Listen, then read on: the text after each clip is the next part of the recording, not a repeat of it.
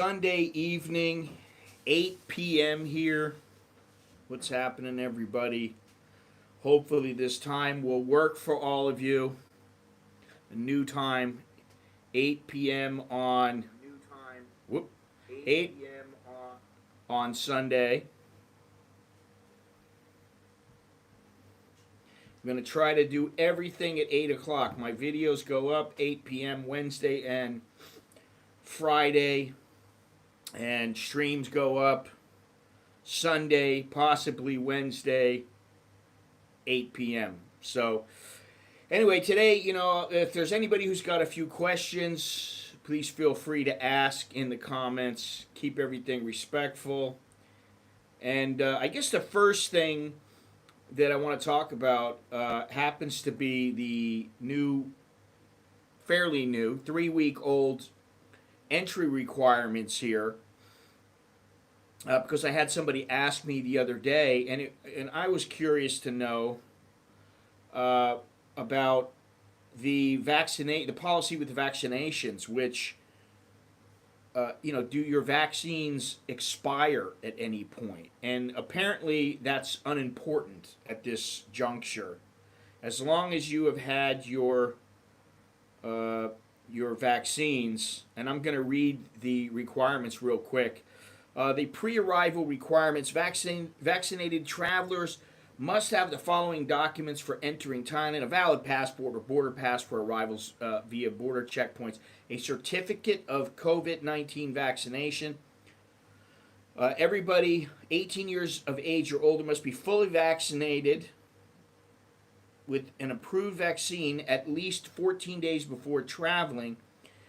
It doesn't have to be 3 doses either. It says travelers 5 to 17 years of age traveling to Thailand unaccompanied must get vaccinated with at least 1 dose of approved vaccine at least 14 days before traveling to Thailand.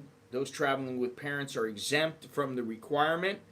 Unvaccinated, not fully vaccinated, so maybe you do need the three shots, must have the following documents on entering Thailand: a valid passport, border pass.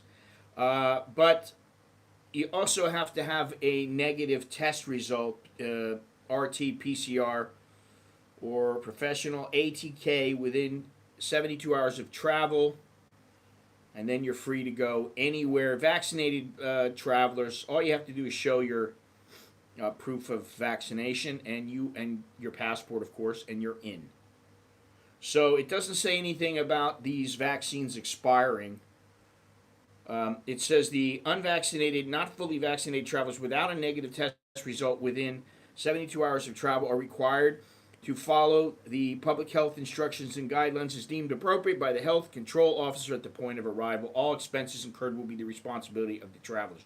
So if they want to quarantine you for any reason, then they can. This information comes from the Tourist Authority of Thailand website. If you want to see exactly where I'm getting it from, it's right here.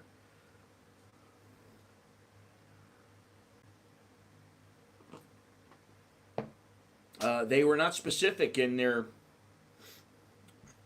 the number here, but they do say fully vaccinated. And it's under, my impression is that fully vaccinated means at least 2 and possibly 3 shots, 2 shots in the booster. But they're not clear on that in this on this website, on their press release. So anyway, you can double check on that. Easy to find out. But there is, there's a big brouhaha about the monkeypox, which I can't even believe we're talking about this. 5 people have died, okay? There's 14,000 cases and 5 deaths. And in Thailand, let's see if I can find this real quick. Let's see here. Yeah. The Deputy Prime Minister and Foreign Minister of Thailand believes that the Tourism Authority of Thailand and Ministry of Public Health will need to hold meetings and discussions about further screenings and testing for international travelers to stop further importation of the monkeypox to Thailand. So everybody's freaking out. To me, maybe they're looking at this as another opportunity to retain some power, but I don't think people are going to put up for that with this.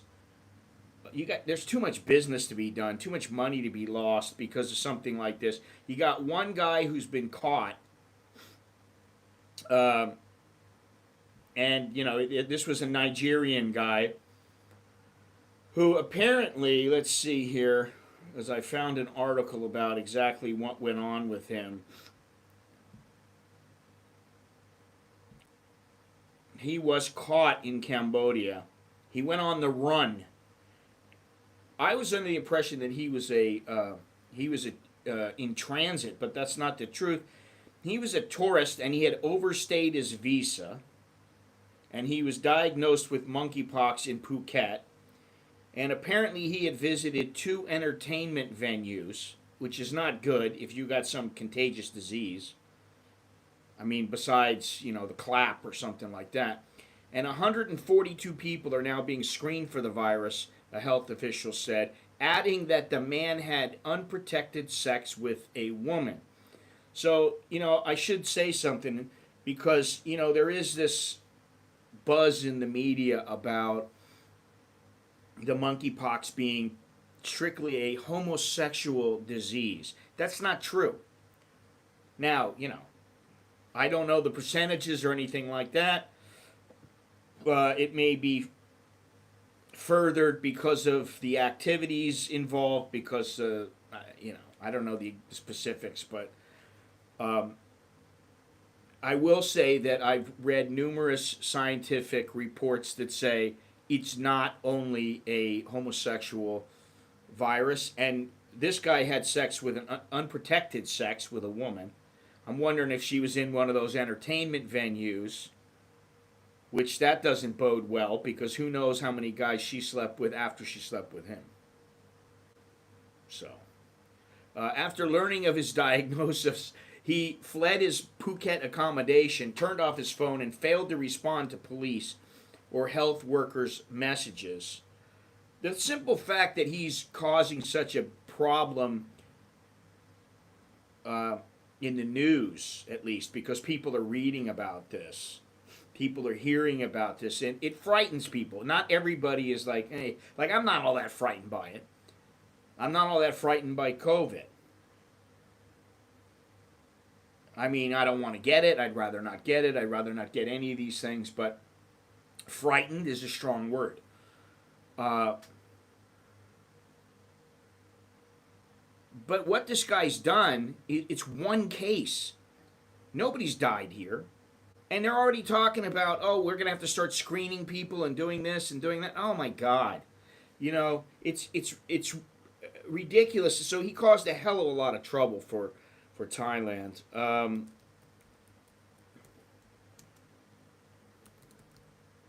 Let's see something here. Okay, the key facts about monkeypox caused by the monkeypox virus. Okay. Self-limited disease with symptoms that last from 2 to 4 weeks. Severe cases can occur. Fatality ratio is about 3 to 6%. Transmitted to humans through close contact with an infected person or animal, or with material contaminated with the virus. It's transmitted from one person to another by close contact with lesions, bodily fluids, respiratory droplets, and contaminated materials such as bedding. So it typically presents clinically with fever, rash, swollen lymph nodes. That's never good. Swollen lymph nodes is never good. And it may lead to a range of medical complications. Now, all this said, I don't think anything's going to come of it. I don't think that this place is going to shut down. I don't think any of that's going to happen. So let me see something here. I don't know if I can get back on track.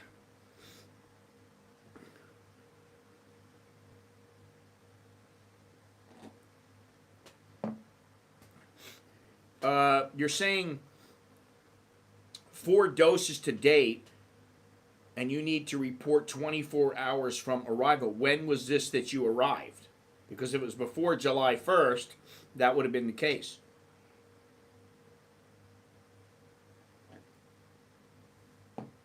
If it was after, then, you know, she's just another immigration officer trying to flex a little bit and maybe being overly precautious. You know,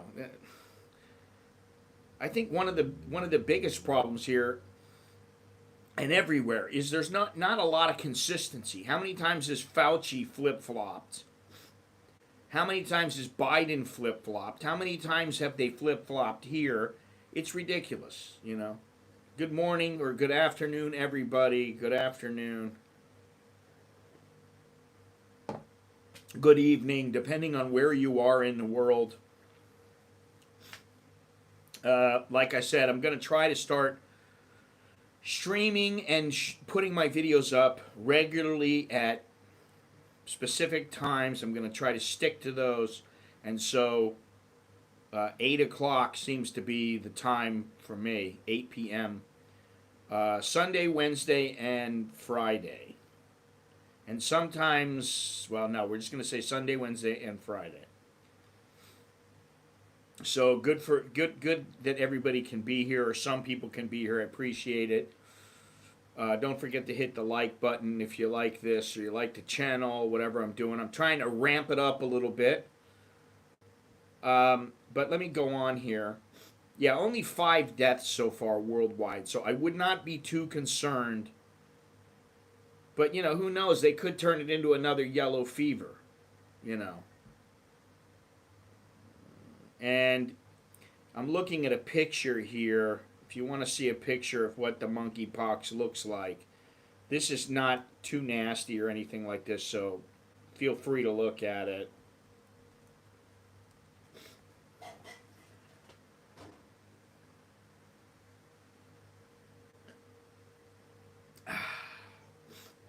What's in this?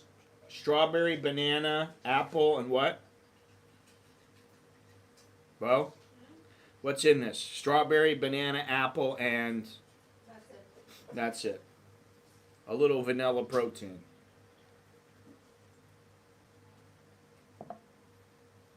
Oh, it's good too.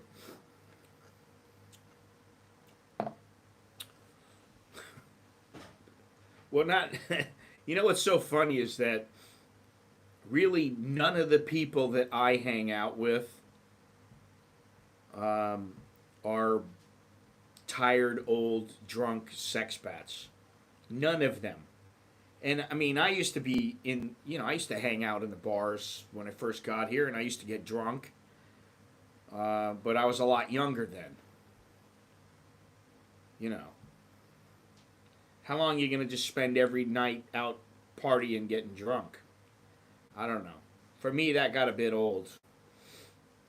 Anyway, like I said, if anybody has any questions, let me know. And if you watch this stream after it's finished, you can always leave a comment down below.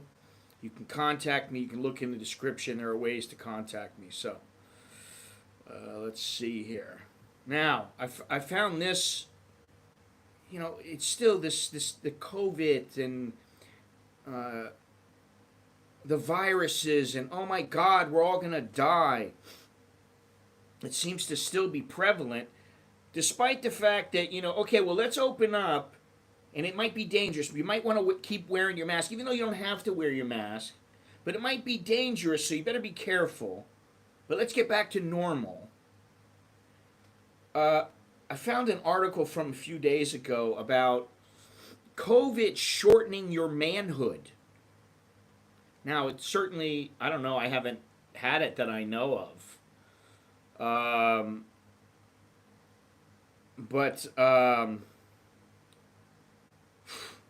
This is ridiculous. This is about as ridiculous as wear a mask and do it doggy style when you have sex, which is what the some Thai doctor said. I don't know how long ago it was. I can't. It all runs together, but maybe a year or two ago. It's been going on forever, right? Urologist allays fears COVID may shorten manhood. So if you got the COVID, you might lose an inch or even more. Men should. That's what this one doctor says. Men should not worry that their manhood would shrink from COVID, as a well-known medical technician has warned. A urological surgeon assured apprehensive males on Thursday, pointing out there is no hard evidence to support the case. Dr. Nantawat Siritanan from Noparat Rajatani Hospital said men should meet urologists or erectile dysfunction experts if they fear long COVID has decreased the size of their organ. Nantawat was referring to a Facebook post made by Pakbum Dejhasedin, a medical technician better known as Molab Panda. Pukom wrote on Wednesday that he came across a report saying American men, why has it got to be American men? What about Thai men?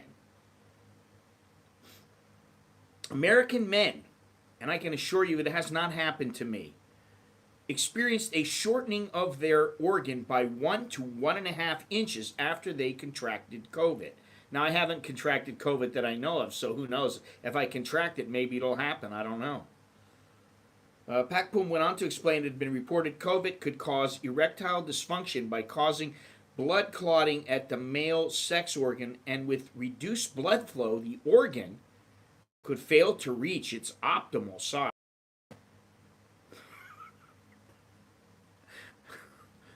On Thursday, the post received more than 36,000 reactions, over 46,000 comments, and was shared over 27,000 times.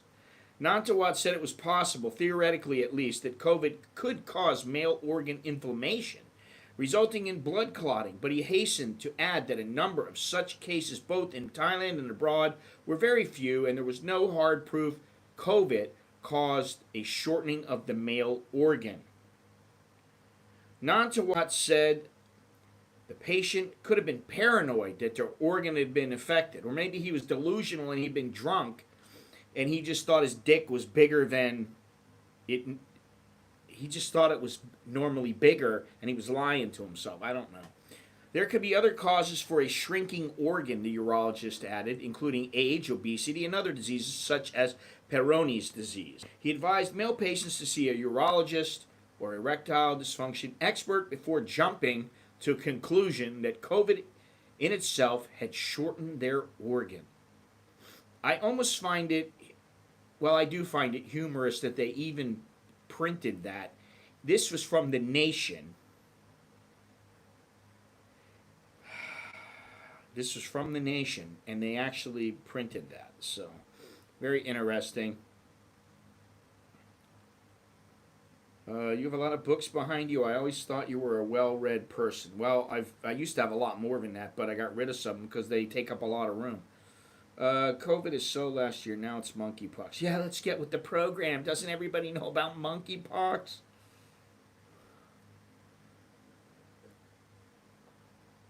A full inch, that's about 5%. I was going to say,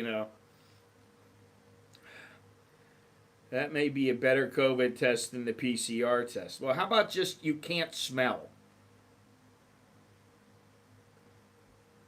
80% of Europe has banned AstraZeneca, and they donate most of it to Thailand. Thus, it's really sad. Well, I don't know about that because I believe that a lot of the AstraZeneca that Thailand has is coming from Thailand. It's manufactured here. Must have been a slow day at the nation. Yes, it must have been. But, hey, if you've had COVID, you better measure and see, have you lost an inch? I mean, some people might not be able to tell. I don't know, But anyway, this is a legitimate article, And I'm going to give you the link here.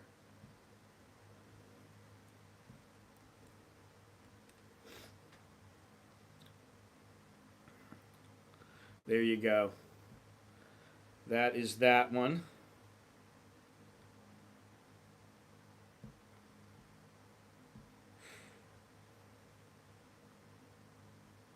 All right. Now, there was something else I wanted to go over. What was it?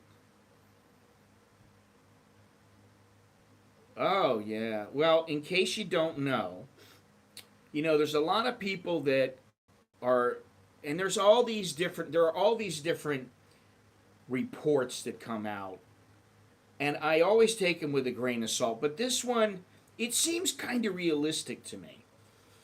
Because I always see how Thailand is the number one place for digital nomads, or it's the number three place. Oh, it's so great. And I do love Thailand. It is my home. It's been my home for almost 30 years, and I still love the place. Warts and all. There are things I despise about it. There are things that I think could use some tweaking. And there's a lot of things that I really like about it. That said, there are other places that I feel really good about as well.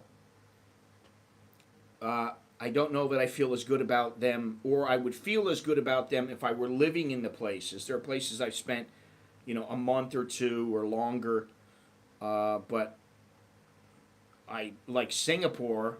I've spent a lot of time there. I wouldn't want to live there.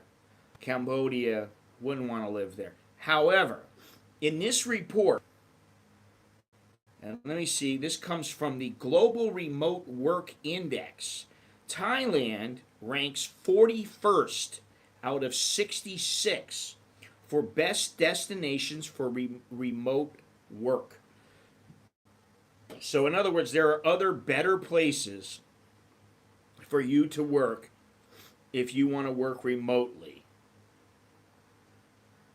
The Global Remote Work Index report of Nordlayer Company, a prominent network access solutions provider.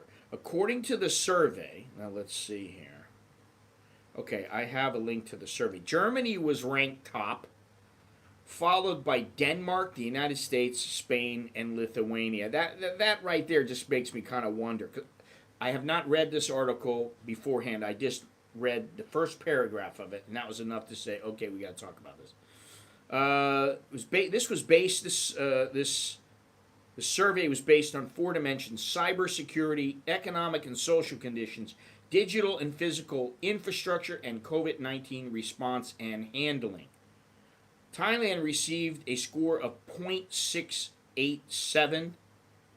Jutta Jorinavichiut, Chief Technology Officer at Nordlayer, stating, Thailand has a great digital infrastructure, but the fight against cybercrime is pretty passive compared with other countries, resulting in a low cybersecurity score, which is 0.694 out of 1. Although Thailand has significantly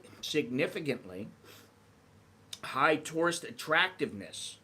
Now, I found this interesting. Poor English proficiency and some healthcare policies had lowered the score to about 0.674 out of 1. So these people recognize the fact that let's in my opinion, let's get this straight on how I feel about it. I think more and more Thais are learning to speak English, but I think that their level of proficiency in general is piss poor. I would say only 10%, maybe 20%, I don't know, but I'm going to say maybe 10%, speak English fairly proficiently. The rest of them speak passable English.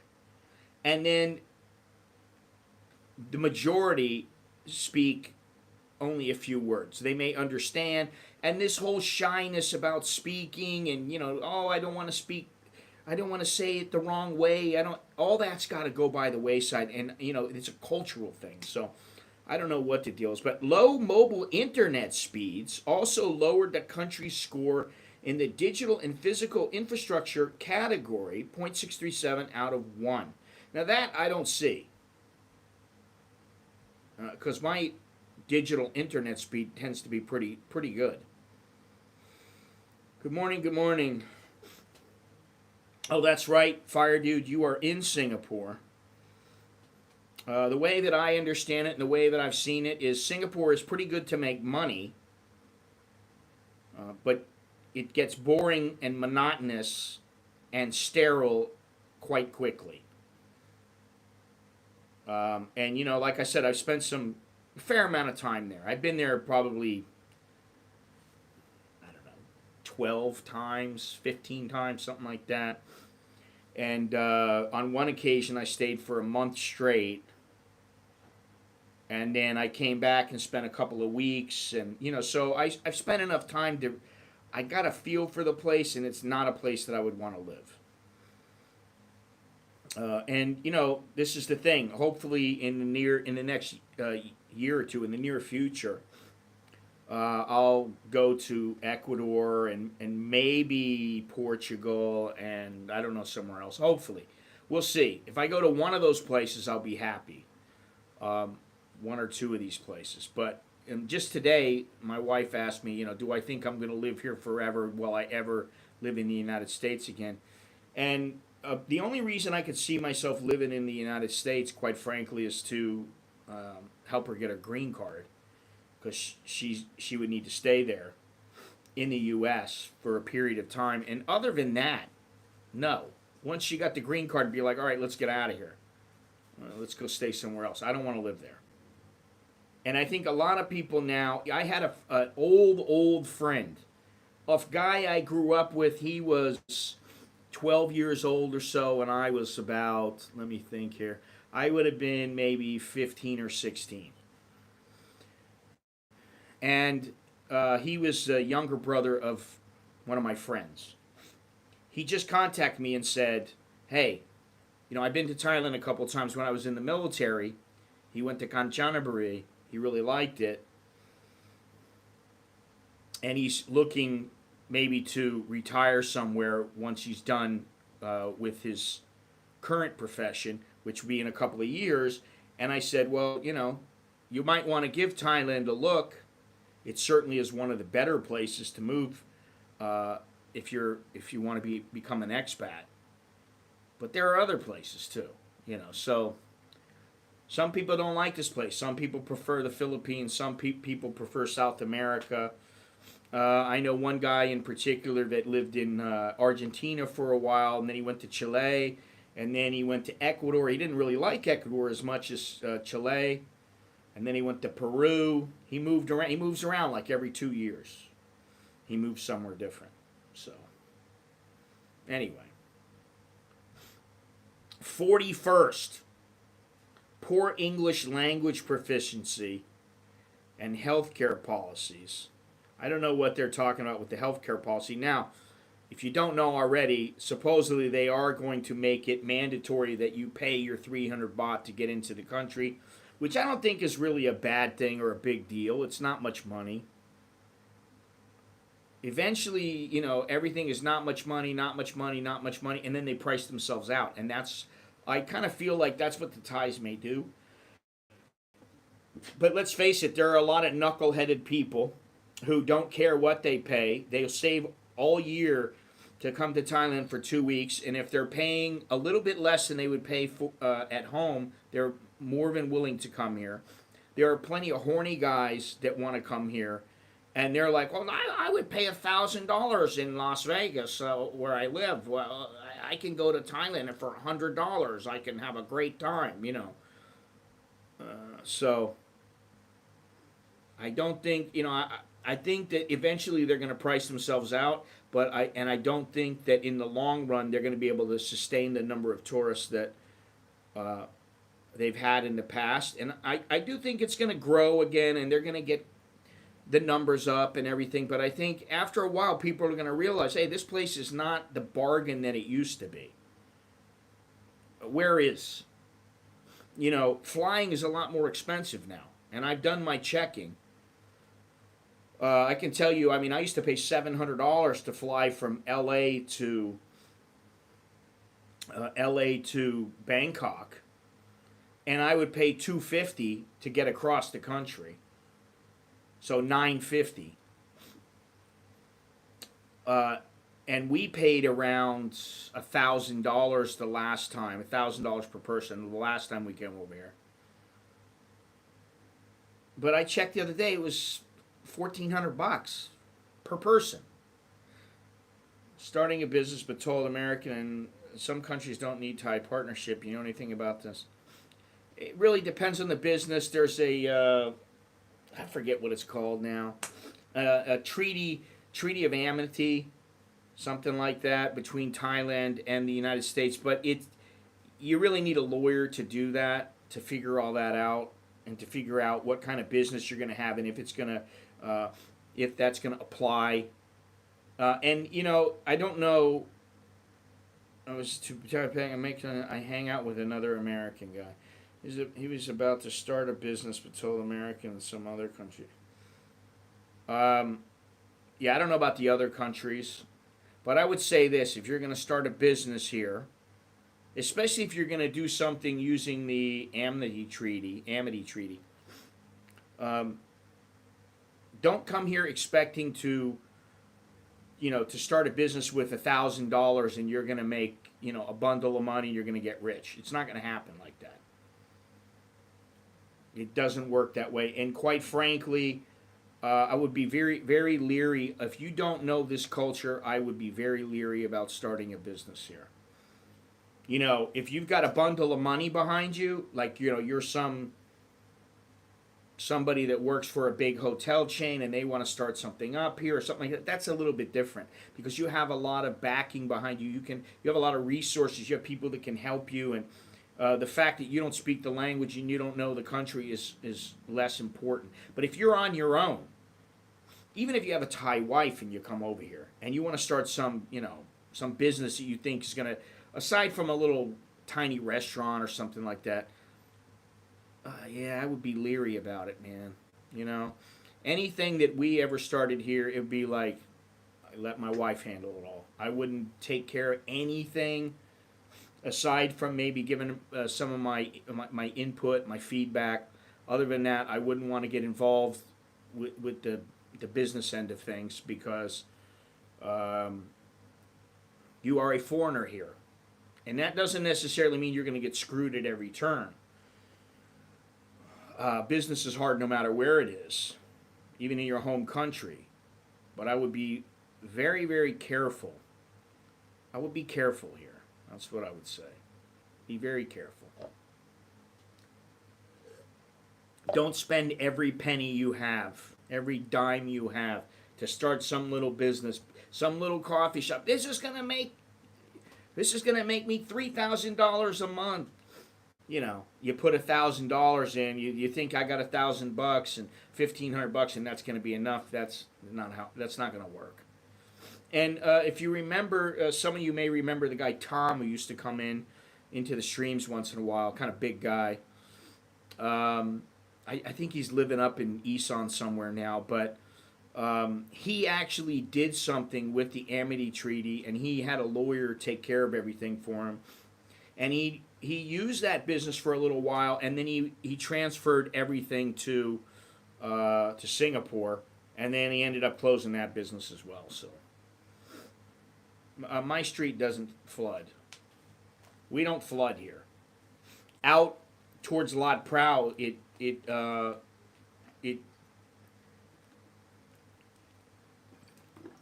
will be some flooding, but not in our village. I've been in Thailand 12 years. I would not want to run a business here, support a family that runs one, perhaps. Other than that, no. There you go. I mean, and these are tough times, man. Yeah, okay, things are getting better. People are starting to come back. And, even I said, in Kanchanaburi, you may not have been able to tell so much, but there were a fair number of tourists, more than the last time when I had been there about 9 months before, 6 months, 8 months before, something like that. In Phuket, lots of tourists. but it's all relative. When there are zero tourists, and then you see, you know, a couple of hundred tourists walking around, it looks like a lot. Phuket is a madhouse when it's really kicking during high season. It's a madhouse. You go down Soi Bangla, it's absolute chaos. And I used to live down there, and I just remember I didn't want to be there most of the time. It was too crazy, you know. And that's not how it is now. So I think there's a lot of people that they're looking at it and they're going, hey, listen, I can spend $1,400 to go to Thailand, and yeah, okay, I'll save a little bit of money, but why not just go to Mexico for $200? And 1,400, I could stay there on $1,400. I could fly there and stay there for $1,500, have a great time, as opposed to flying halfway around the world. That's a lot of people that I know are saying that. Now, the people who follow the channel tend to be a little more hardcore. I don't get that many people. I've never been to Thailand before. I really want to go, and you're really helping me out. I don't get that as much anymore. Now I get a lot of people who are like, yeah, I've been to Thailand once before, and I want to go back. What do you think about XYZ? But there's not as many, and this is goes back to something I've said, and this is what I believe, and that is Thailand as a tourist destination, has been done to death. Everybody and their mother has been to Thailand, even my mother. And I think it's going to take a little bit of time. I think it's going to take a few years for Thailand to really see any significant growth from the past, if they even do. And the reason I say it's going to take some time is because younger people will get older, they'll graduate from college, and they'll go, yeah, I've heard things about Thailand, I've never been there. But in the interim, there are a lot of people I know, they won't come back here now. Not because they don't want to risk it, they don't want to pay the money, but because they don't like the way they don't like the way that the government handled some of the things in their interactions with foreigners here. They don't like that, so they don't want to come here. So it's to be expected. And every country, every tourist destination tends to have, it's cyclical. There's peaks and valleys. You might have, this might be the hot spot for the next 3-4 years, and then it'll die out a little bit, and some other countries will take over, and then another country will take over, and then this place will get a little busier again, and so that's how it works. But I don't know, it's really hard, and I always said this, but it's very difficult to count Thailand out because they have so many resources. You got mountains, you got rivers, you got lakes, you got beaches, you got all kinds. You got islands, beautiful islands. You got rock climbing. You got all this stuff to do, kayaking. Yachting, fishing, scuba diving. There's so much stuff you can do here that there's always some group of people that want to come here. So I wouldn't want to forecast anything, but I still think it's going to take a while for Thailand to get back to where they used to be. And I think there's a chance of that happening. Right now I think we're in a stage where all the hardcore people and all the people that have missed Thailand, a lot of people who really want to come here, it's like the honeymoon phase. Like, they're open now. I got to go back. I miss it. I miss my girl. I can't tell you how many guys, I haven't seen my girl in a year. I haven't seen my girl in 2 years. I want to come back to Thailand as soon as I can. Thailand's not going anywhere. Their girl might be going somewhere, but, the country's not going anywhere. Well, I think 2019 was the year they had 40 million Maybe it was 2017. I don't remember, but it's never going to be what it used to be when I first came here, which was like 1994. So I don't see it. I don't see it going that way. But you know, there's been a lot of progress here. Um, and you know, I was talking to somebody the other day, and they said, "Oh, you've been here a long time. You must have seen a lot of things." It's very difficult to remember everything, you know, because the changes happen rather slowly. I mean, even the SkyTrain, I think it was finished in '99. I don't remember. I remember going down Sukhumvit Road, taking a taxi, going, God, it's going to take me a half an hour to get here, and I could walk in 20 minutes. Um, and you know, you still kind of have that, but you got the SkyTrain if you want to take the SkyTrain. You um, and the other changes. Well, there are some changes I could talk about, and some that I can't. But every country changes. That's the only constant in life, is that there's always change. And I think that some of the things, at least infrastructure wise, Thailand has become very, very good. And you know, transportation in Bangkok. There's going to be the train that goes to China. Like I've been saying, you have this SkyTrain near my house, and that's going to be fantastic because of the link ups that it will provide. I love the Netherlands. It's probably my second favorite place on the planet, the Netherlands.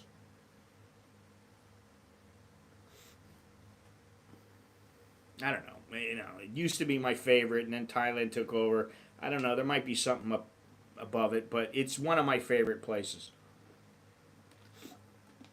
I like it. I like the people. I like the grit. I like everything about it. I like the cold, and the way that things. I just like the way things are there. I like the vibe. So, good place. Good place. Let's see here.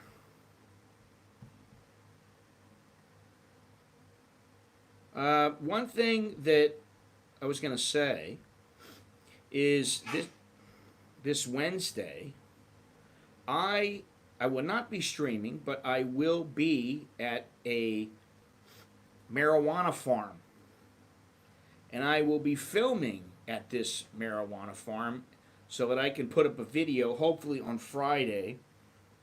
But I'm gonna go to a weed farm, and it should be pretty interesting. It's a big place, and they provide medical marijuana, and I'm looking forward to it because, you know, in my days, or in my day, it was, you know, a few plants or guys using grow lights or something like that. And there's a lot of questions I want to ask because I'm, you know, completely out of that scene. But it's something I'm curious about and I'm interested in. And, you know, something happened the other day. I had a hard drive hooked up. Hard drive took a dump. And I wanted to put something up, and it was about kratom. If anybody knows about kratom, the kratom plant. And I lost that footage, but there was a nice interview with my wife's brother-in-law where we were talking about the plant and how it used to be, how it is now, how it's used, how they like to use it. And then I went to a place, which I still have the footage of. I went to a place near my house where they also sell kratom because it's legal now. If you don't know what kratom is, it's a plant, kind of like chat or kava or something like that. You know, it provides that kind of a buzz, I guess. You got 15 trees at your place. Yeah, so that's more than enough for personal use.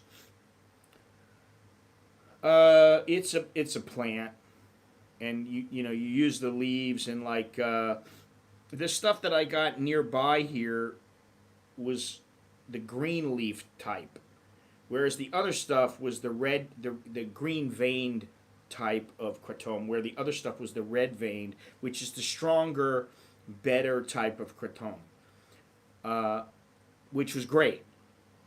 I got the green stuff, and it was a bit harder than I thought to find. And the lady told me, "Oh yeah, that's just the red vein stuff," but it wasn't. It was the green veined. Anyway, what I did was, and I need to maybe film this, get some more and film this because I don't have any more. But you put it in a thermos, and you get boiling water.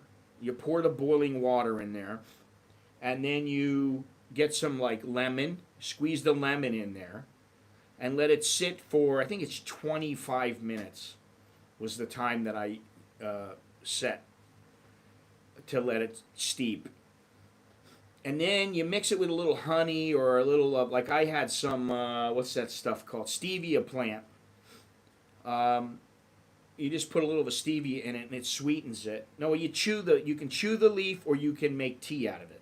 Most people chew the leaf. So I would put stevia in it and then drink it, and it was very good. It was nice. But quite frankly, the green stuff was not. It didn't have the same effect as the red stuff, the red vein stuff. Kratom used to be highly illegal and usually was a buzzword for kratom laced with speed or cocaine. Now it's legal. Well, I don't know how they laced kratom with speed or cocaine. I mean, I guess if you ground it up and then mixed it, I guess you could do that because some people grind it up, make a powder out of it. But for the most part, it's chewed. And the thing is I had a video of me. I don't know. I still might be able to get it, but I don't know that I will be able to. But you chew it, and you taste the alkaloids in your mouth. And it provides, it's like to me, it was like a really good cup of coffee. So,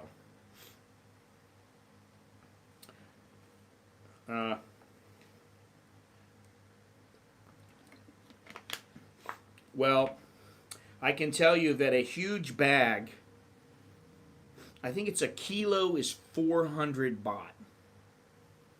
Now, a kilo is a huge amount of this stuff. You don't need that much.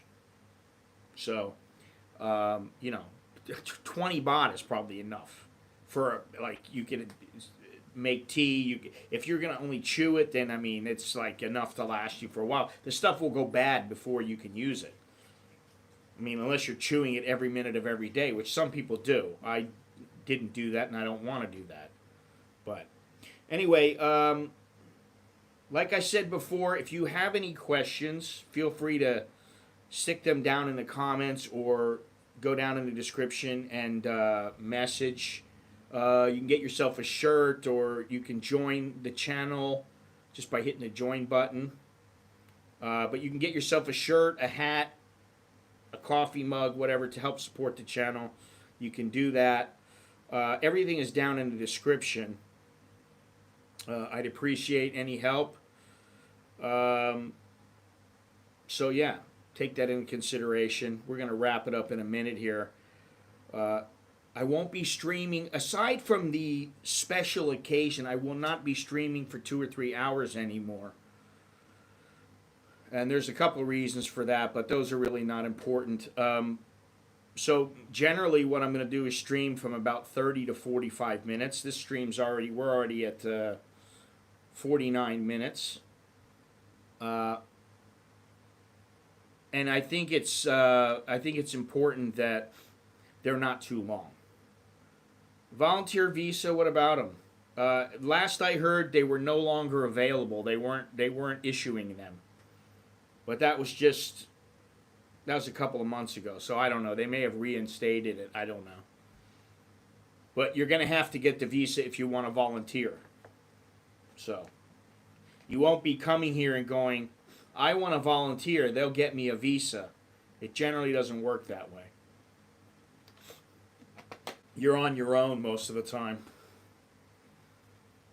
Or you have to pay, sometimes you got to pay the place or whatever.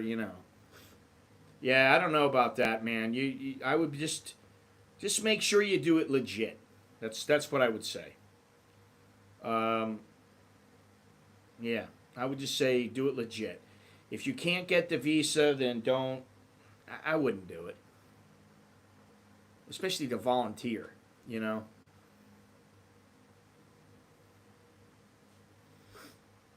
So, if you don't do anything illegal, you're not like overstaying your visa like some Nigerian guy who has monkeypox. You probably won't have a reason to run. I mean, they're really pretty. They really want to work with you here. I mean, that's what I found in all my years here. Is I find that immigration, for the most part, they don't want to boot you out. They're not looking to boot people out. And there's a lot of people that have been, they won't do this, they won't do that. Oh my God, they're terrible. No, they're not terrible. You just don't like what they're doing. Just because you don't like their policies doesn't mean that they are unwilling to give you a visa. Okay, well that sounds legit to me. If you come over on a tourist visa and then I don't know, they may be able to change it um, right here inside Thailand. In some cases, and I don't know about nowadays because I haven't had to do anything like this in a long time. But you may have to go out of the country. I don't think so though. They've kind of gotten away from that now. It's much easier that's the thing. It's much easier than it used to be. In some ways, it's easier, and in some ways, they just said, "Hey, listen, you want to come here, you got to do X, Y, and Z. And if you don't want to do it, okay, that's fine. We understand. But if you want to do it, then you can come here." Now, I will say that for younger people, this is not the easiest place to move to, and by younger, I mean under 50. It's not like it used to be, where it was very easy to get in and out of the country, and you could stay on 1-year tourist visas year after year after year. That's not how it is anymore. So we got to get away from that. Anyway, thank you very much. I appreciate it.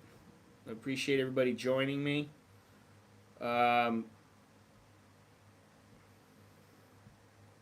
Hello.